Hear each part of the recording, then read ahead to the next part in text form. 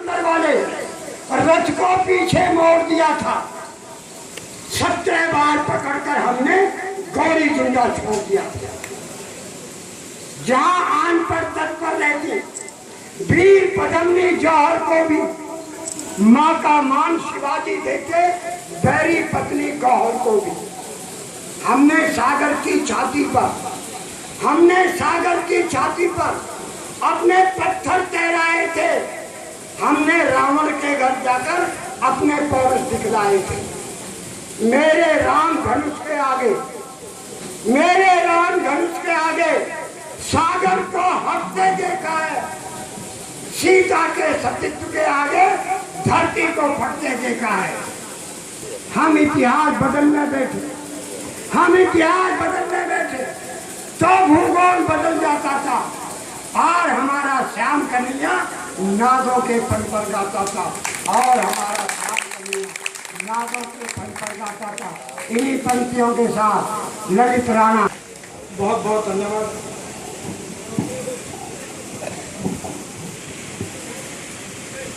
परम श्रद्धेय आचार्य कपूर सिंह जी, राष्ट्रवादी प्रताप सेना के तत्वाधान में आयोजित गौतम बुद्ध नगर जनपद के बिसाड़ा गांव भवन प्रांगण में आए हुए अपने सभी अतिथि बंधुओं का मैं सादर अभिनंदन करता हूं।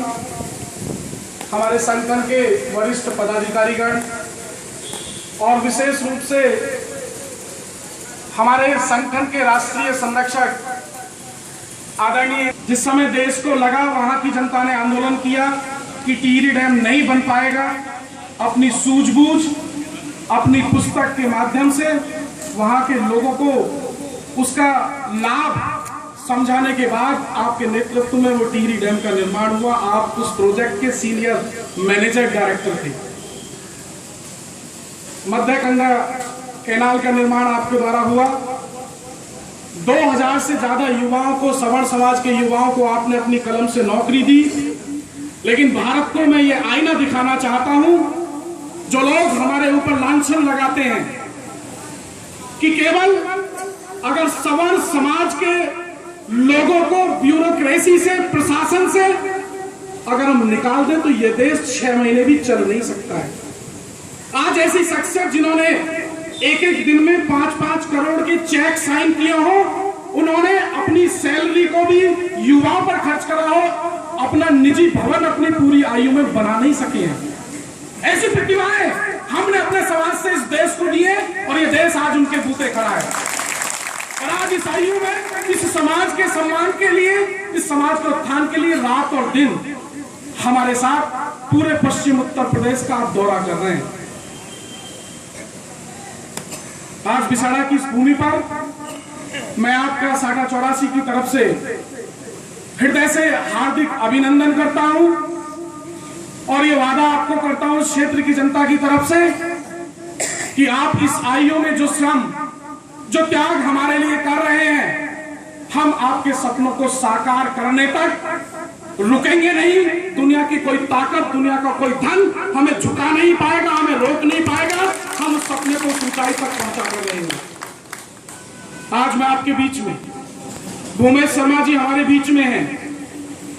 फरवरी की उस कड़क ठंड में जिस समय हमने इस संगठन का एक बड़ा बीड़ा उठाया और पहली बड़ी सागा 84 क्षेत्र में बाइक रैली निकली, जिसका झंडा दिखाकर और हमें प्रोत्साहित कर हमें एक ऊर्जा, एक विचार देने वाले दादरी क्षेत्र के भूमेश शर्मा जी हमारे बीच में हैं। मैं चाहूंगा कि आप एक बार जरूर मंच के पास आकर सभी लोगों का अभिवादन स्वीकार करें कि आपकी प्रेरणा से आज ये संगठन बहुत ऊंचाई तक पहुंच गया है।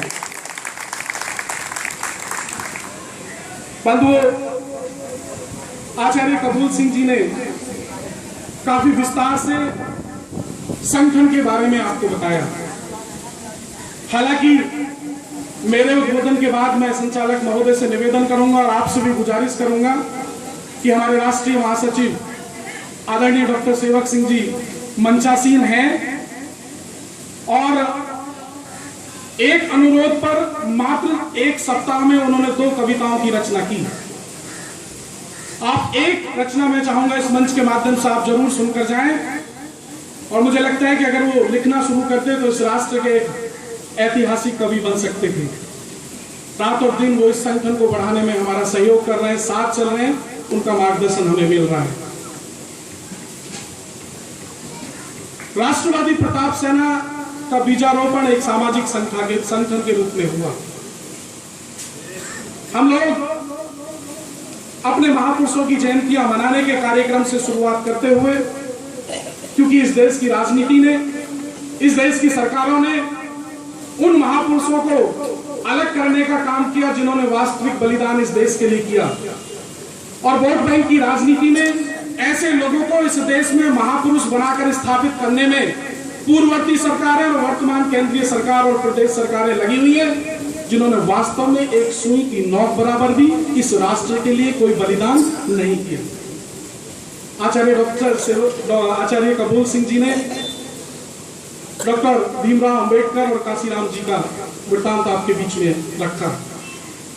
मैं सच्चाई से ये पूछना चाहता हूं कि इस देश की राजनीति ने, इस देश के नेताओं ने, इस देश की सरकारों ने क्या डॉक्टर भीमराव अंबेडकर के सम्मान में कोई कोर कसर बाकी छोड़ी है?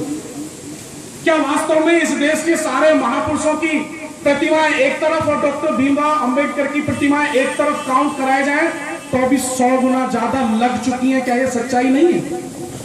क्या भारत के अंदर कोई राष्ट्रीय कार्यालय ऐसा है जहां डॉक्टर भीमराव अंबेडकर की प्रतिमा आपको नजर न आए, उनके नामकरण से कोई संस्थान नजर नहीं आए? हम उनका सम्मान करते हैं, ये जानते हुए भी कि डॉक्टर भीमराव अंबेडकर अपने समाज का अलग स्थान मांगने के लिए गोलमेज सम्मेलन में इंग्लैंड के अंदर भारत विरोधी नीति के तहत प्रस्तुत हुए थे। हम उनका सम्मान करते हैं, ये जानते हुए भी कि डॉक्टर भीमराव अंबेडकर हिंदू धर्म को धोखा देते हुए अपने समाज को लेकर बौद्ध धर्म में चले गए। ये जानते हुए भी हम उनका सम्मान करते हैं कि संविधान सभा में उन्होंने भारत के संविधान को ही गलत ठहराने का प्रयास किया, उसकी आलोचना की। ये जानते हुए भी कि डॉक्टर भीमराव अंबेडकर ने आजादी के आंदोलन में एक दिन का सहयोग भी इस देश की आजादी को नहीं दिया। हम उनका सम्मान करते हैं, ये जानते हुए भी कि डॉक्टर भीमराव अंबेडकर का जो कद बना, उस कद को बनाने वाले बड़ौदा रियासत के हम थे, उनके पिता नहीं थे, वो उन्हें इंग्लैंड में पढ़ा नहीं सकते। इतना सम्मान देने के बाद भी आज मोदी जी, इसलिए हमने वोट दिया कि आज मोदी जी इस बहस को, इस गंध को, इस गहरी खाई को खोलने का काम दिल्ली से करेंगे कि हम सरकारी खजाने से मध्य प्रदेश में अंतरराष्ट्रीय अंबेडकर संस्थान बना रहे हैं। हम दिल्ली में 3.25 एकड़, दिल्ली जहां 1 इंच जमीन भी करोड़ की होती है, जहां 84 संस्थान अंबेडकर के नाम पर ऑलरेडी चल रहे हैं, वहां इस देश के प्रधानमंत्री किस होड़ को पैदा करने में लग गए हैं, वो मैं आज आपके सामने रखना चाहता हूं। 3.25 एकड़ जमीन देकर वहां विश्व स्तरीय संस्थान का शिलान्यास अब से 6 महीने पहले मोदी जी ने कर दिया है। महाराष्ट्र में सरकार को निर्देश दे दिया है कि जहां वो परिवार रहा, वहां पर भी विश्व स्तरीय संस्थान बनाने की तैयारी हमारे सरकारी खजाने से शुरू हो गई। और इससे बढ़कर और देखिए आप, कितना फालतू पैसा मोदी जी को दिख रहा है देश में।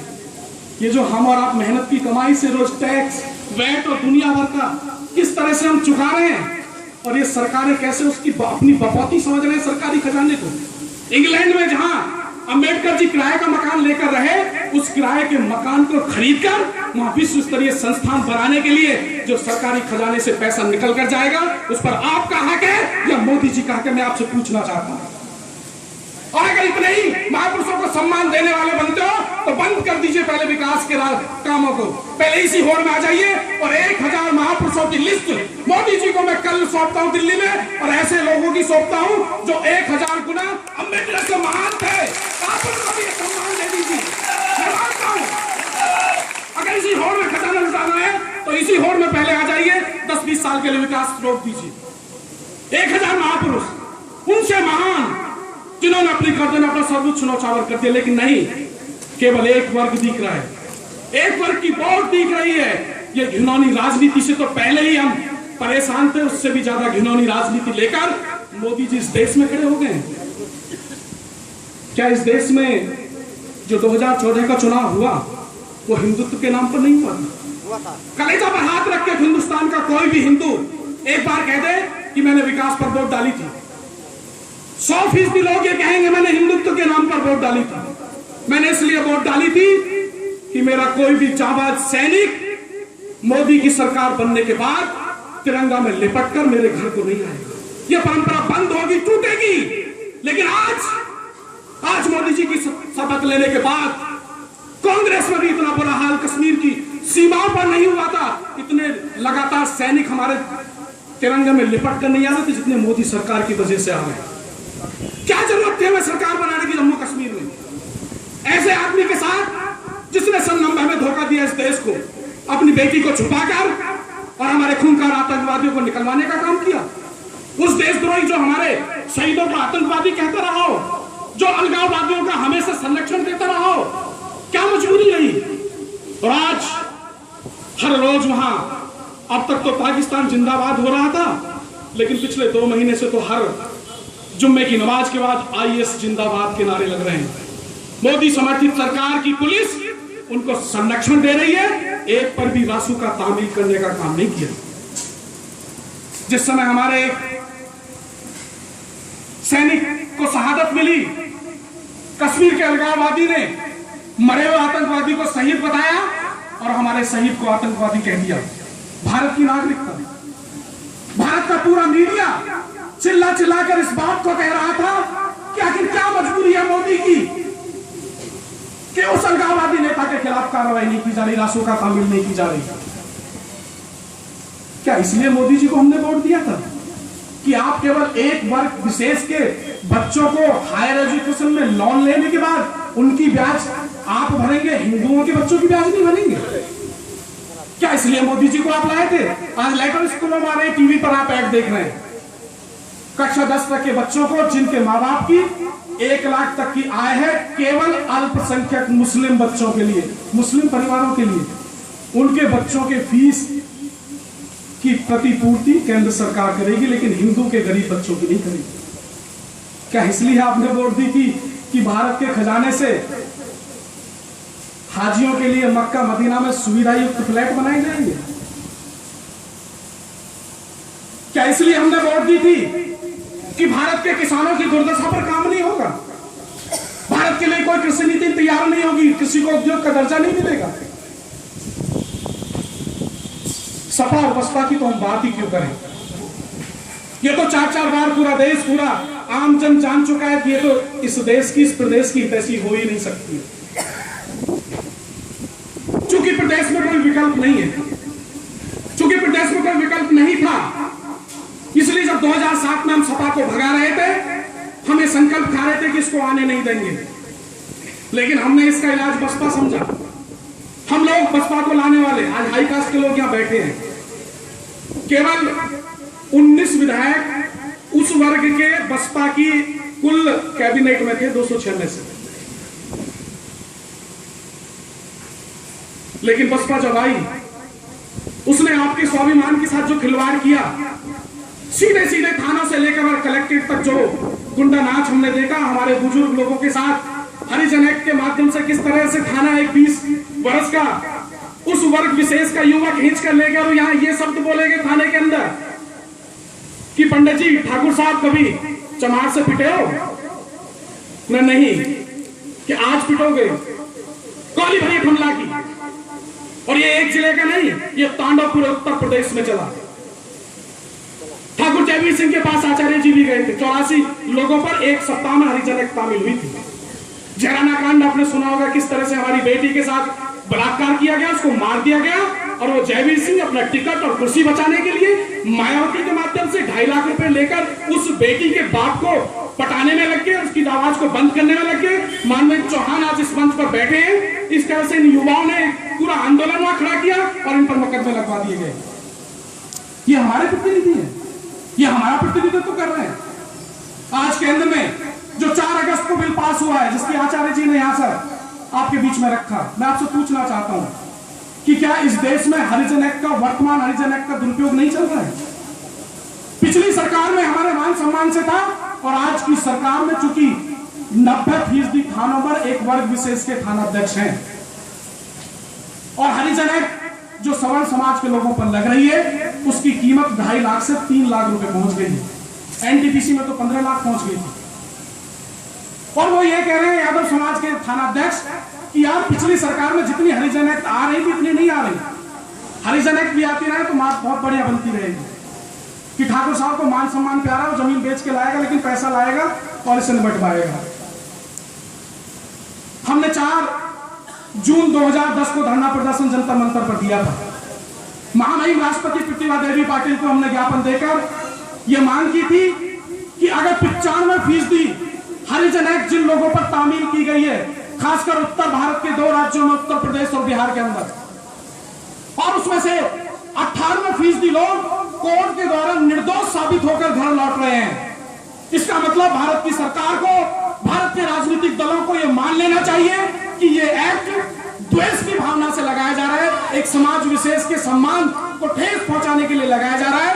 या तो ये रोका जाना चाहिए या इसमें वो अमेंडमेंट किए जाए कि इसका दुरुपयोग ना हो सके।